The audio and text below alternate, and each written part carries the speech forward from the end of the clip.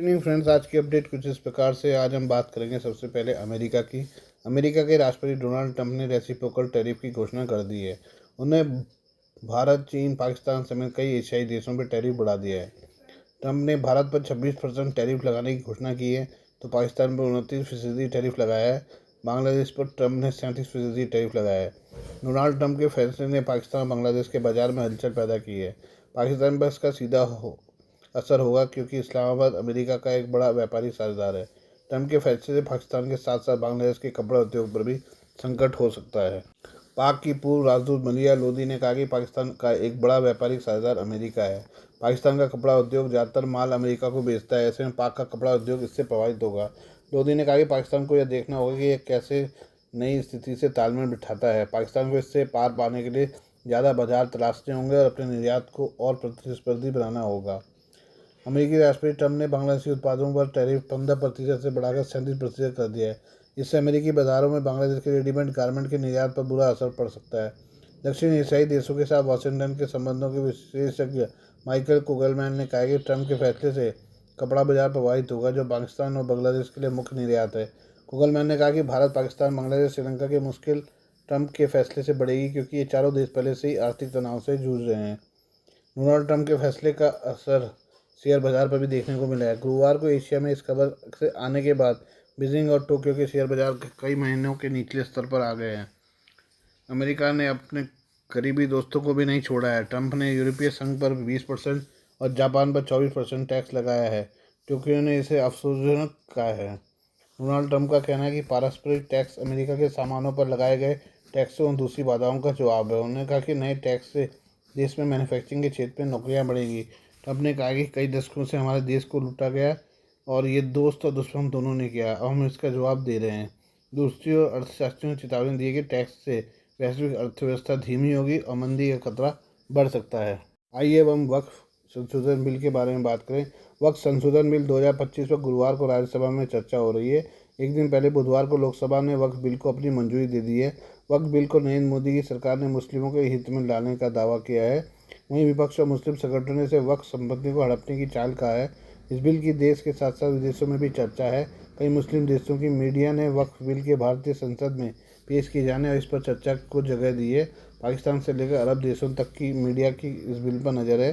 पाकिस्तान की वेबसाइट जियो न्यूज़ ने अपनी रिपोर्ट में कहा है कि भारत सरकार वक्फ कानून में बदलाव कर रही है। इसके वक्फ की ज़मीन के प्रबंधन में बड़ा बदलाव आएगा। इससे सरकार और अल्पसंख्यक मुसलमानों के बीच तनाव बढ़ने की संभावना है। रिपोर्ट कहती है कि नरेंद्र मोदी की सरकार के वक्फ संशोधन विधेयक में केंद्रीय वक्फ परिषद और वक्फ बोर्डों में गैर मुस्लिम सदस्यों को शामिल करने का प्रस्ताव है। ये सरकार को विवादित वक्फ संपत्तियों के स्वामित्व का निर्धारण करने में सक्षम बनाएगा। विपक्षी सांसदों और इस्लामी समूहों ने इसे मुसलमानों के स्वामित्व वाली संपत्तियों को संविधान के तहत उनके संपत्ति अधिकारों को कमज़ोर करने की योजना के रूप में देखा है। कतर से चलने वाली खाड़ी देश के बड़े मीडिया नेटवर्क अल जजीरा ने वक्फ बिल को विवादित बताया है। अल जजीरा की रिपोर्ट कहती है कि लोकसभा में नरेंद्र मोदी सरकार की ओर से पेश किए गए एक विवादास्पद विधेयक को मंजूरी मिल गई है। इस बिल में $14 अरब से ज़्यादा कीमत वाली मुस्लिम संपत्तियों से जुड़े कानूनों में संशोधन करने का प्रावधान है।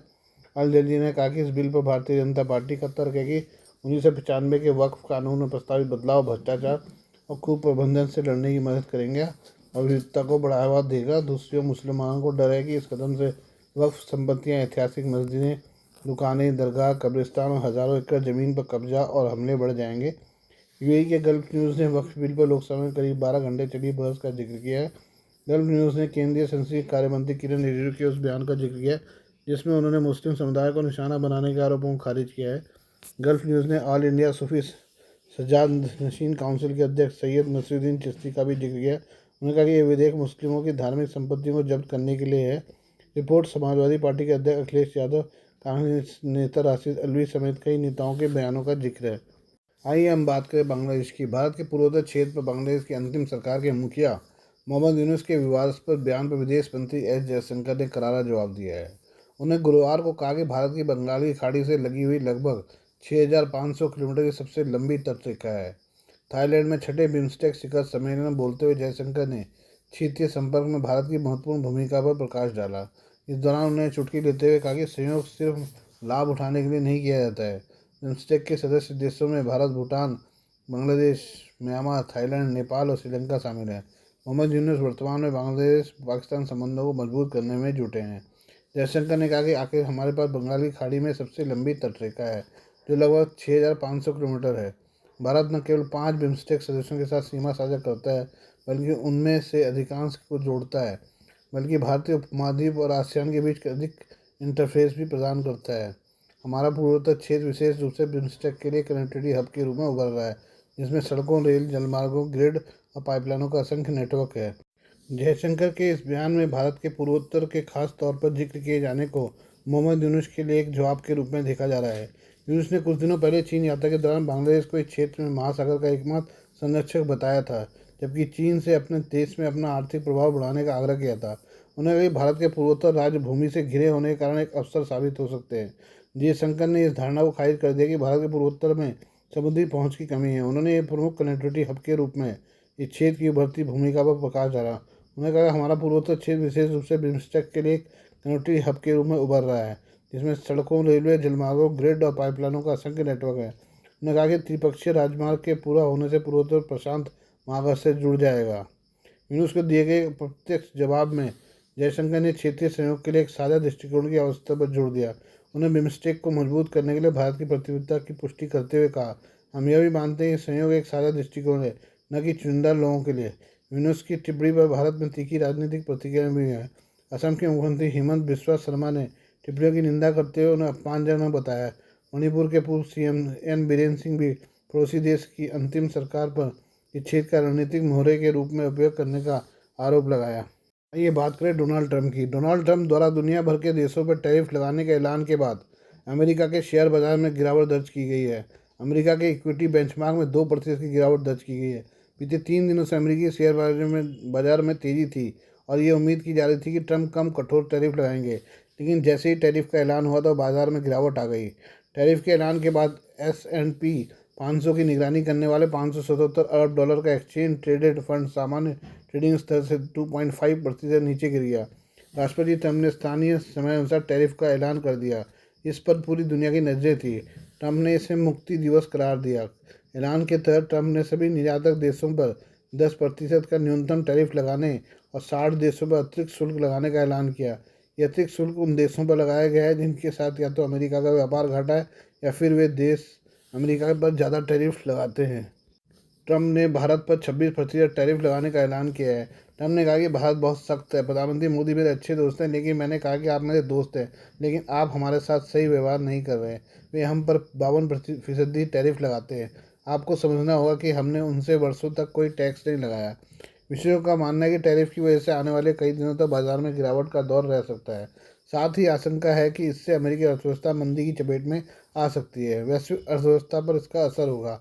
ट्रंप भी ऐसा मानते हैं कि टैरिफ लगाने से मंदी की आशंका है, लेकिन उनका कहना है कि ये असर थोड़े समय के लिए होंगे।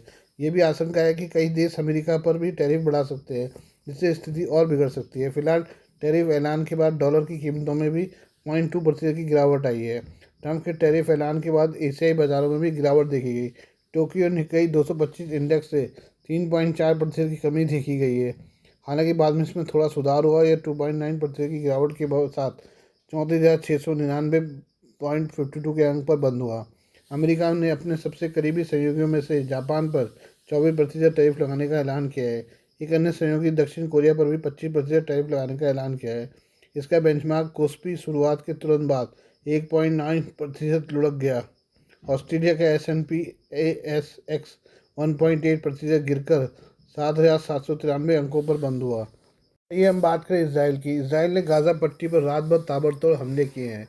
इन हमलों में कम से कम 55 फिलिस्तीनी नागरिकों की मौत हो गई। खान यूनिस के अधिकारियों के अनुसार 14 लोगों के शव नासिर अस्पताल में लाए गए हैं। इनमें से 9 एक परिवार के हैं। मृतकों में 5 बच्चे और 4 महिलाएं भी शामिल हैं। अस्पताल अधिकारियों के अनुसार 1 से 7 साल की उम्र के 5 बच्चों और एक गर्भवती महिला सहित 19 अन्य लोगों के शव खान यूनिस के पास यूरोपीय अस्पताल ले जाए गए हैं। इसके अलावा गाज़ा शहर में 21 शवों को अहली अस्पताल ले जाया गया है। इनमें 7 बच्चे भी शामिल हैं। इजरायली हमलों से एक दिन पहले वरिष्ठ सरकारी अधिकारियों ने कहा था कि इसराइल गाज़ा के बड़े क्षेत्रों पर कब्जा करेगा। इसके बाद फिलिस्तीनी क्षेत्र में एक नया सुरक्षा गलियारा स्थापित किया जाएगा।